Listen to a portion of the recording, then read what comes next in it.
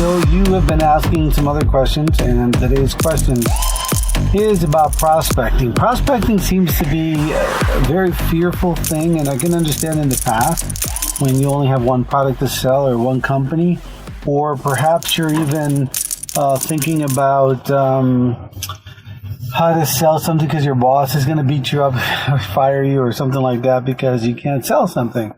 Well, for the first time in many careers, and people don't seem to get this, is the time that allows you to actually sell products or move products online, move products or services online, and no one's going to fire you. And the reason why is because you're your own boss.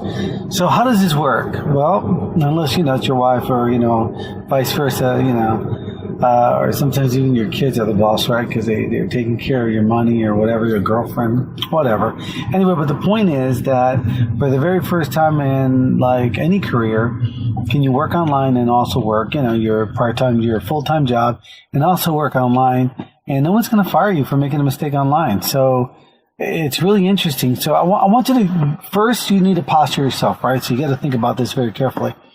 So let's say, for example, that you are your own boss and you have a full-time job with benefits and everything like that. Okay, so that's important because you have that safety net, right? So now you're going to go prospecting. Well, before you go prospecting, let's posture ourselves. Do you really need to do this? Well, you do if you look at the business and, the recession times that occur, and if you want to move on with your life and buy really nice things for yourself that, it's kind of like free money. Yeah, you need to do it. But what I'm trying to say is somebody going to hurt you or fire you or do anything of that nature because you yourself didn't get one prospect or two? This is one of those very strangest opportunities where you can grow and learn at the same time, and no one's going to hassle you. No one's going to fire you. So when you think about that, when you talk to a prospect online, they need you more than you need them for the very first time, right? Because you're not going to get fired. No one's going to do anything nasty to you. They might say no, big deal, and go to the next person. So I don't know about you, but if you ever looked online and you've noticed that many people online, like the group many, not the many people that you know, but the group many people online buy things that they don't need from people in websites that are kind of shoddy. They're kind of, questionable. I myself, for example, have bought some radar shield for my car, for the headlamps and some other stuff. Not radar, laser shield for the headlamps and stuff from a really cheap and very ugly and weird looking website, and it was hard to navigate and click, right? Come to find out that it was only one state away, and I kind of live near the state line, so I drove down there and bought it, which came from another really weird looking little, hole in the wall kind of 1930s building, kind of a square. But I still bought it. But the reason I bought it was because I saw YouTube Radar Roy at the time. And Radar Roy, produces this thing called Shield or something. So I bought it. And what I'm trying to say, though, is that I still purchased it, even though it was a shoddy website. And it's a, $1 million industry. So I still bought it. It didn't really matter. So there's always going to be somebody that buys from somebody. So why not you? Here's the thing, right? So if you work with our team, for example, and I suggested you work with a team, we have a team that builds your websites for you, trains you, helps you understand what you're about to say, like we're doing now. And it assists you in being able to have like, for example, we have over 9,000 core products and 75,000 partner stores that we work with.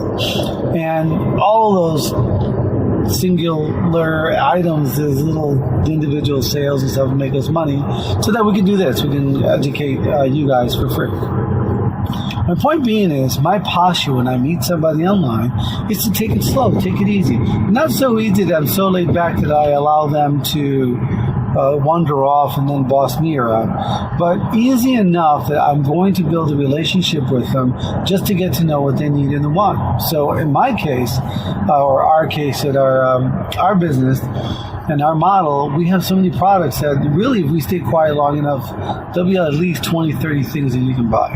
And then we introduce you to the business model, which makes it even better.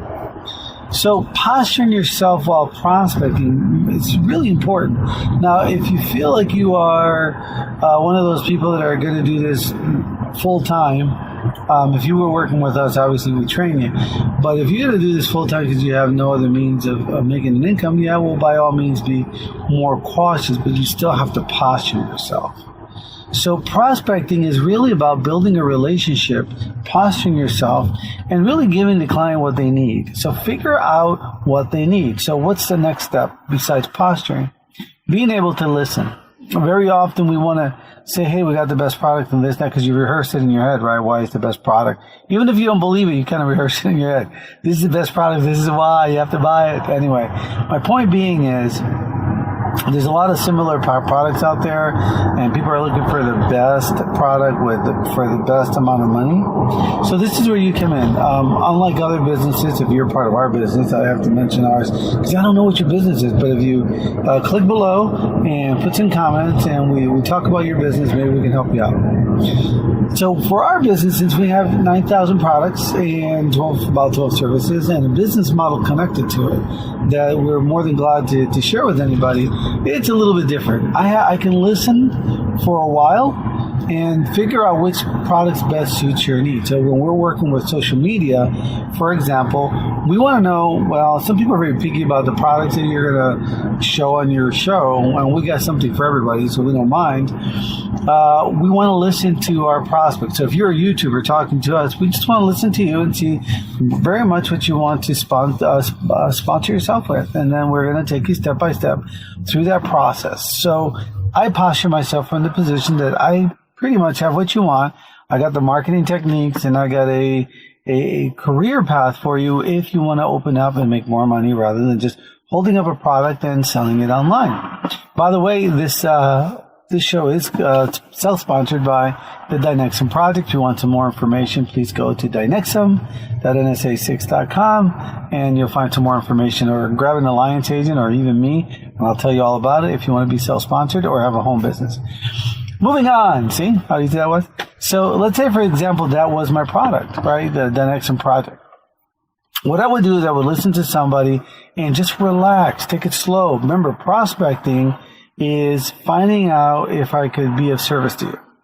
And so when you're prospecting with someone, you really want to listen to other excuses.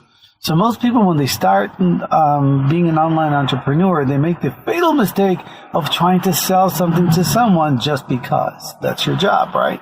It is not your job. Your job is to get to know the person, see how the product better fits with them, show them or describe to them, or let them discover through your words, actions, demonstration, presentation, whatever, that our product will help you do X, Y, Z. So while the prospect is listening to this, they go, oh, wow, okay, so this will help me like this, like that. And they'll have more questions, of course. Now, depending if you are prospecting for the purpose of creating a demonstration, then try to answer a few questions, but not so much. But you know what you can do? Grab a list of questions that they have, and then set an appointment where you're going to do a meet and greet or a product knowledge seminar for them, or something that will allow them to know more about your product. And so the first thing is posturing yourself, knowing where you are in the process of selling, and knowing that you are there for them. They need you more than they need you more than you need them. Hopefully that's the case. And then after that, you're gonna listen very carefully to what they need, and you're there to provide them a service. You're there to provide them a solution, not just a product, and also a means of them to feel safe, that they can actually feel very safe that you're going to be there with them for the long haul, not the short term. And even though they might just pick up the phone or send you an email one time, they still want you to feel that you're going to be there for a long time, just in case they need you. Also, while you're prospecting, you want to get to know the person, and you want to know what kind of network they're affiliated with. Is it like the home network? Meaning home, mom, dad, brother, sister, friends, whatever. Is it a social network? Something maybe more in the way of, do they use social media, or do they go to areas where they have more people? And the reason why you want to know this is because like attracts like usually. So if you find one person with a knee problem, you're going to find a bunch, maybe, because they're going to maybe go to a group or something. If you find someone that enjoys sporting going out and hiking or doing things of that nature, they're probably going to align themselves with other hikers. So if they like your product or service, then, they can pass your name on. So prospecting is about making friends. First of all, let's start from the beginning. Number one, posturing yourself, knowing that they need you more than you need them, right? Because you're providing them with a solution. Number two, you're there to listen, because you're going to listen through what they're saying, and you're going to match what their needs are with the service or product that you have, so that you're of some benefit, you're of some value to them. Number three, that's the third finger there. Number three is that you're going to probably talk to them and let them know that you're there for the long haul, establish that relationship. Number four, who do they know? You're more interested in who do they know than the person you're talking to themselves. And that's kind of a trick. And I'm trying to shorten the amount of time I'm going to talk about prospecting, but that's a whole science in its own. Think of it this way. When you meet someone, say I go downtown, I'm looking for, the next love of my life. And I go downtown and I'm prospecting. I'm looking for, my next girlfriend or something like that. And I'm going to look at my values. I'm going to see what value can I offer that person. And I meet someone and I'm going to listen. While I'm listening, I am trying to figure out how this relationship is going to go. But I'm also interested in her friends. Her friends are going to tell me a lot more about her or him, whichever the case may be. And you'll be able to gauge that. But here's what usually happens. They are so skeptical about why they're being approached. So they're going to be like, I don't know, man. I'm looking for the catch here. And you may not even have a catch. You may be the most honest person in the world. But they're still looking for a catch. So this relationship may take a while. But what you normally find is that they have a friend. Or they have friends. Or they have a group of people that they meet. And you meet with that group because you're being friends with them. And all of a sudden you turn around and you're meeting other people that are interested. And so that's how sort of networking works, and prospecting as well. You're more interested in who they know and getting to know more people, because their skepticism usually goes away when a friend of theirs agrees with you. Isn't that interesting? So the first approach, the first prospect you get may be, I don't know about you because I want to look around because, I'm really afraid of making a decision. So you want to get to know who their friends are and what their friends believe, what kind of circles they work with. Also, when you get people to open up, they feel better. And then you align with them, their needs, their points of view, and then you can assist. Also, for the last portion of this, don't be prejudiced. Stop the whole idea that when you prospect, you're going to just hold back because, of some type of belief system. You have to be more open. You have to learn that the very first thing about the self is that when you were 9 years old, you probably thought you were top of the world. You knew everything. As a matter of fact, your parents were so dumb. And then when you were 18, now I'm moving out and I'm going to handle this on my own. 22, life kind of hits you a little bit harder, right? But you're still partying, so you don't know the difference. By the age of 28, you go, man, did I screw up? What did I miss? I should have listened to Dad and Mom, right? Even if Dad and Mom were 99% wrong, you remember that 1% of that time because that's your state of mind, right? Looking back and figuring out all the mistakes you did. You make that 1%, you go, well, I should have listened to my dad or my mom, whatever. Other people are more logical and more systematic like me, and they'll figure out a better truth between the two, but they probably would never have been making all the mistakes at the beginning anyway.